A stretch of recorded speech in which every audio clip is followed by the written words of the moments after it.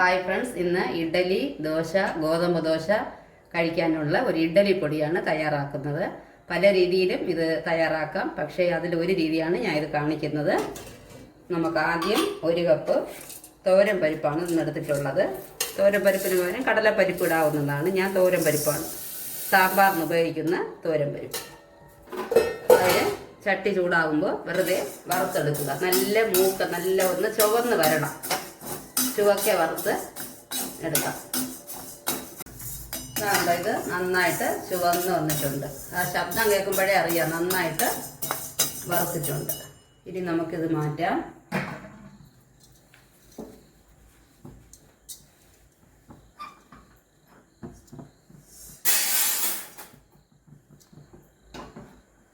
ഇനി ഉഴുന്നിടാം. 1 cup പരിപ്പിന് 2 cup ഉഴുന്ന്. ഞാനിത് വെള്ള ഉരുട്ട് ഉഴുന്നാണ് എടുത്തിട്ടുള്ളത്. ഉഴുന്നും പരിപ്പും നന്നായിട്ട് കഴുകി വെയിലത്ത് ഉണക്കിയതാണ്.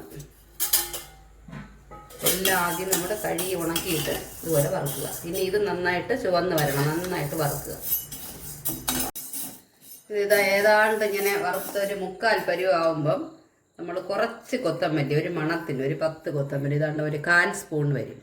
ഇത് പൊടിയാണുള്ളതാണെങ്കിൽ അവസാനം ഇടണം, ഓഫ് ചെയ്തിട്ട്. ഇതിപ്പോൾ ഞാൻ മുഴുവൻ മല്ലിയാണ്, അതുകൊണ്ട് ഇപ്പോൾ ഇട്ടിട്ടുണ്ട്, ചെറുതായിട്ടൊരു മണത്തിന്. പിന്നീട് കറി ലീവ്സ്, ഇത് കഴുകി നമ്മൾ നേരത്തെ നിഴലിൽ ഉണർത്തി വെച്ചിരിക്കണം. ഒട്ടും വെള്ളത്തിൻ്റെ അംശം ഇരിക്കാൻ പാടില്ല.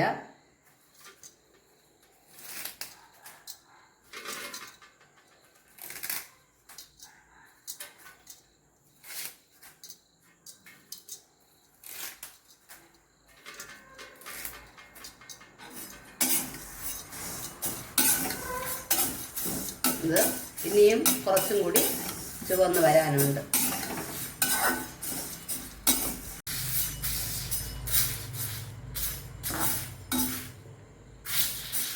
ഇത് കണ്ടോ, നല്ല ശബ്ദം കേൾക്കുന്നുണ്ട്. നന്നായിട്ട് വറുപെട്ട് വന്നിട്ടുണ്ട്.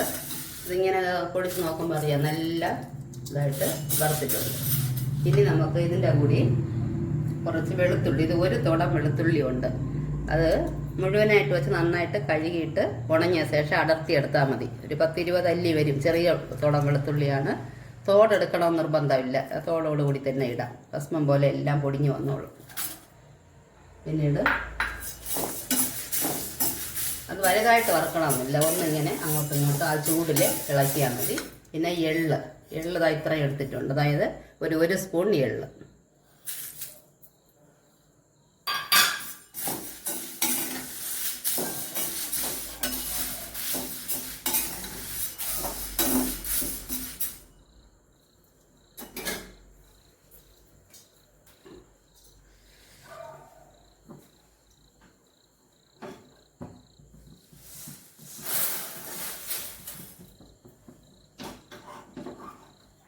എന്നിട്ട് ചെറുതായിട്ട് നല്ലെണ്ണ ഒഴിക്കുക.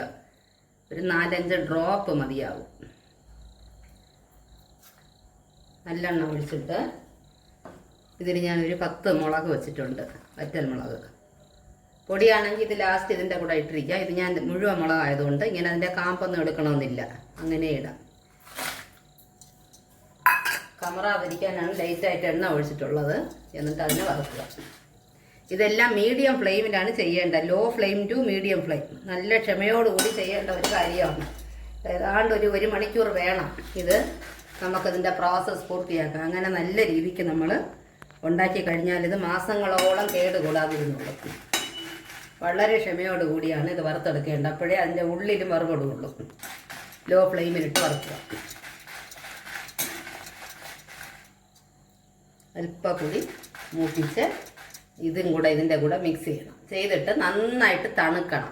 തണുത്ത ശേഷം ഒരു സ്പൂൺ ഉപ്പും ചേർത്ത് മിക്സിയിൽ പൊടിച്ചെടുക്കാം. നന്നായിട്ട് പൊടിയണം. പൊടിച്ചിട്ട് ഉപ്പ് പോരാന്നുണ്ടെങ്കിൽ 2ാമത് ഇട്ടോളാം. ആദ്യം കുറച്ച് ഉപ്പിടുക. ഉപ്പ് നോക്കിയിട്ട് വീണ്ടും ചേർത്തോളാം. ഇത് എല്ലാം കൂടി നന്നായിട്ട് തണുത്ത ശേഷം പൊടിച്ചെടുക്കാം. അടിപൊളിയായിട്ട് ഇഡ്ഡലിപ്പൊടി റെഡിയായിട്ടുണ്ട്. ഇതിന് നമുക്ക് കാറ്റ് കയറാത്ത കുപ്പിയിലോ പാത്രത്തിലോ അടച്ച് സൂക്ഷിക്കാം. മാസങ്ങളോളം കേടുകൂടാതെ ഉപയോഗിച്ചോളാം. Okay, please share and subscribe.